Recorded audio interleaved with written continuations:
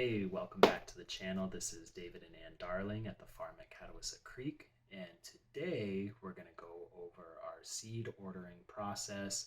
It's one of the most critical parts of the year where we're getting everything organized in our plan. We should have that done. If you want to check out some of those videos about planning, go into our channel. We have a playlist for that. But for today, we're going to talk about how we organize that information efficiently and just general tips. I hope you guys enjoy this video. Let's start by pulling out the month by month, week by week pictures of last year's CSA. There were a few goals for this season. The first being to bring more color into the first month of the share. So we started out with a lot of greens. Now, to be fair, last year, 2022, there were many challenges in the beginning half of the season with late frosts and late snows, which did affect some of our production. But this year we did want to offer a little bit more color and variety in those first few weeks. The other things we were looking at when we looked at this picture is that we wanted to have a more robust offering to kind of counter those things Anne was talking about, the frost and whatever, because we did have quite a few things fail. So we still met our goals, but it's not the product that we're looking for. I mean, if you look at the comparison of like week 1 versus, I don't know, one of these, summer weeks, it's quite drastically different. And I mean, even week 1 to week 4. So we want to bring a lot more variety into that first week, and we'll show you exactly what we were doing with that.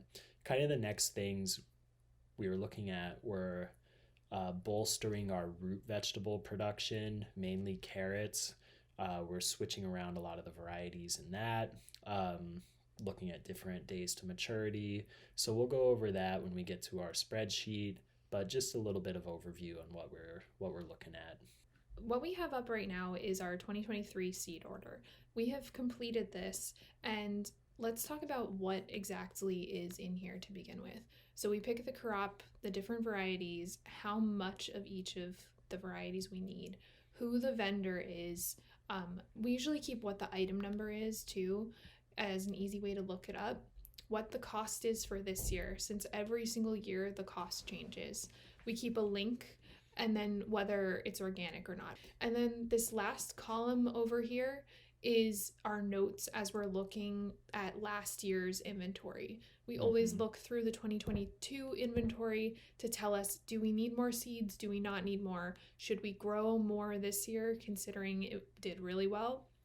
Or do we not need anything at all because we still have lots of seeds from the year prior? And to kind of piggyback off of Anne's inventory notes, we also really want to meet our goals for the upcoming season, because last year we might have grown enough for the certain amount of production that we needed, our certain amount of customers. But this year, we might be trying to double or triple the amount of customers, whatever it is that you've decided. In our case, we do probably need to buy more of a lot of our stuff. I mean, you can see our notes here: buy more. Only really like our kale down here, we have enough. So those are kind of things you got to look at. You got to constantly be assessing year over year, because each year is different. Each year's goals might be slightly different until you really figure out your capacity for your farm. One more tip on this too: keep all your seed orders, all your crop plans from every year prior. We look back at 2021, we look back at 2022, we even look back to 2019 at the farm where David apprenticed at, because there's some things on there that we find interesting or that we might want to use on our farm too. So keep all your records, date all of them. You will look back at them. Yeah, it's very useful resources, because also seeds change, varieties change, they go in and out of production. So you kind of want to understand what those seeds were and what they were trying to accomplish, because we keep harping on it, but carrots are not carrots. Each variety of carrot might be totally different. It might be way better suited for storage, it might be way better for early growth, whatever. So you want to just really have very robust notes and organization. And that's why we try to accomplish it with this kind of spreadsheet, and how it speaks to our master plan, which Anne will talk more about if we need to, because she's the spreadsheet guru. We pulled up our field plan and the photo of our CSA week by week from last year to show you how we've added a few new varieties in order to meet the goals we were talking about earlier with adding color, adding more variety, and even we were testing out new varieties of things like if they didn't do well. So the first thing we want to talk about is in the beginning of the season, we added radicchio, which is a red Italian lettuce, and that should give us a little more color in that first week. We also have had very poor radish I don't, not necessarily germination, but just the variety of radishes that we chose have not done very well for us. And you can see we only had 1 week of radish in the second week, and they're just gone. So we added a planting and we added a variety. We're going to reuse what we had, probably do 1 row of that in each planting, and then try to really get this new variety um, going, and see if that changes anything for radishes for us in the early part of the season. So that's kind of an example of how you assess your needs. And then we're going to trial that too, because we don't really know if it's going to do well. Do all radishes do poorly? It's kind of weird. Look at our turnips. They did pretty good. It's kind of the same thing. So Another thing that we wanted to add this coming year is lettuce during the summer months. This is kind of a tougher thing to do since lettuce typically does not like warmer temperatures. So we searched for lettuce that is heat tolerant, and we added those in right here where it's a 7-1 and 6-1 transplant out varieties Jericho and Magenta. So Anne is totally right. Lettuce is very hard to grow in the summer, and especially the Salanova lettuce, which is cut and come again. We're doing lettuce heads, which typically do better in the heat. So we don't use any kind of plastic or drip irrigation or anything like that, because our farm's dynamics don't call for that all the time. We are creek bed. The creek literally runs through our property. It's in our name. It's like we have water. So we don't need to do those kind of things to like force lettuce to grow, but we do want to kind of see if we can get those heads. And that will be an interesting thing, because we just didn't grow lettuce in the summer the last couple of years because we didn't want to. We didn't want to deal with the plastic. We didn't want to deal with drip irrigation. We did try to, and it it was just too hot and too Yeah. dry. So, and last year was not a great year for heat. It was very hot and very dry. So this year, or our first year, it may have worked out great, but we don't know. We're going to prepare for that. We have a little bit of irrigation going on, a plan if we need to for that, but we're not trying to rely on things like that. We want to produce like as the land lets us do it, and not really force or have to spend so many hours doing drip tape and plastic like we said. So We now opened our crop plan and have filtered our crop plan to just the carrots so we can see the carrot varieties. If you're interested in learning how to filter your crop plan and look at things like this, we have another video which we'll include in the notes below.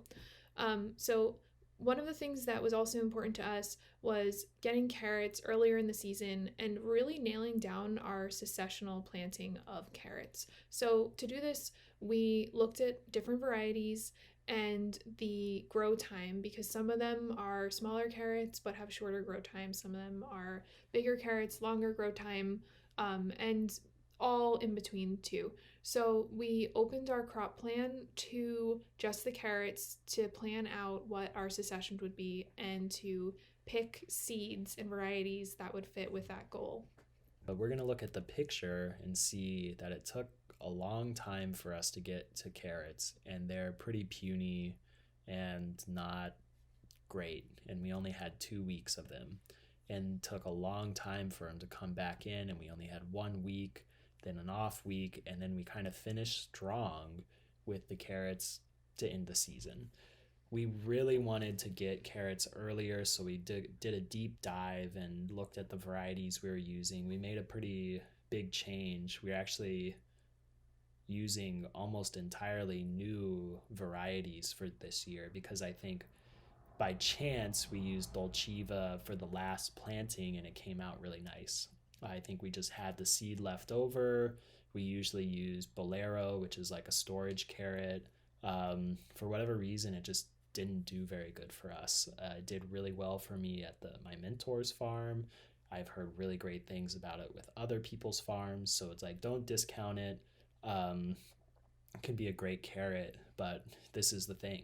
Everyone's soil is different, and you've got to do this every year and see and adjust and trial and kind of go with your successes. Now, the other thing is, about on that note, is that we really, really prefer varieties with taste. Like these carrots that we grow taste good. We see other people grow carrots and they get really big, consistent carrots, but then you eat them and you're like, oh, wow, that's not as good as the carrots that we grow because everyone has a different variety. Things are bred to do different things. Size and uniformity might not correlate to taste. So these are things that you have to assess in your own offering and what you want to give to your customer. We prioritize that kind of stuff, and that's why we choose varieties from certain suppliers because we know that they value the same things that we do. So we talk a lot about carrots because we love them and we hate them at the same time. And we really wanted to get it going this year. And one of the things that we did last year, if you look at our seed date, and this might be a little weird for a lot of people in our zone, a lot of the things that we were seeding were in April, early April, and all through April. We just noticed that that is terrible for us for a lot of things. Trying to put things out 4-1 just doesn't work. So we decided to really dig deep and find varieties that were shorter growing, so Napoli and Starburst, and then we wanted a longer growing variety too. And look, I'm going to plant 5-1, and hopefully all these different grow times will lead us to different harvest dates, one in June, one in July, and one in August. And then on our next one, we're going to hit September and October. So we really wanted to kind of nail that secession down, but we also don't want to plant out too early because we've just had terrible luck with that. Like if you see our picture here, we were planting out in April and we were supposed to be getting stuff in June, and we barely got stuff in July. And so I don't know if that's because we couldn't terminate cover crops very well in the early part of the season or whatnot, but or the carrots didn't get water because didn't get we water. had no rain for like a month. Well, yeah, more than that. Mm-hmm. But yeah, so we're gonna try this. It gives us a little bit more confidence because we've structured it in a way so we can expect things to be a little bit better. Let's talk about how we know how many seeds to buy. So right now I have the crop plan open and it's filtered to watermelons. Let's take a look at our information here. We know that there are 100-foot beds and the spacing is 2 feet apart. So we need 50 plants per bed. That's 100 divided by 2 feet, 50 plants per bed. So then let's go over to our seeding flats. We chose to do these in 72 softs. So there are 72 plants, potential plants, in those flats. This is more than 50. We always want to germinate more than 50 so that if something happens or something doesn't germinate, we have enough plants. So next, let's go over to seeds tray and I'll show you how to do the calculations so you can pop this into your crop plan later on. So we'll click into here. Let's click equals. We want 72 spaces in the flats. we keep a note that says 3 to 2. So that means that we need 3 seeds per cell. And once those seeds germinate, if all 3 of them germinate, we'll thin one, we'll pull it out so that there's 2 plants per cell. So we'll multiply the 72 spaces in the flats times 3 seeds per cell times 1.5 trays. And we chose to do 1.5 trays so that there's even more extra plants just in case, again, they don't germinate, something happens, they die. We want to be prepared. Then we'll click enter, and see this plus sign? We'll pull that all the way down. So why did I do that? We have 2 plantings of each type of watermelon going on, so we'll need to know how many seeds for the first planting and the second planting. We'll add those together. So that's 648 seeds that we'll need, and we're going to look at Black Mountain. So we need 648 seeds of Black Mountain.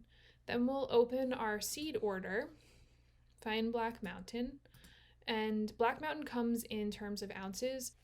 We also made a note that we have seeds left over from last year, so we'll just order enough that we can use last year's and then have what we need for this year. So let's click into Black Mountain and see what 1 ounce means. So we'll come down to seed specifications, and there's about 500 to 750 per ounce. So that means that we're going to need 1 ounce and probably a little bit more just to make sure that we get our 648 seeds. So in this case, we would order 1 ounce and a 1/16 of an ounce to make sure that we have enough seeds. So we're wrapping up the seed ordering video. Thanks so much for joining us. And if you really enjoyed it or you want to learn more about the CSA season or direct market farming for your homestead, check out our channel. We have a bunch of playlists going, and it's going to be ongoing creation for the entire season. So we really appreciate it. Let us know if you have any questions in the comments below.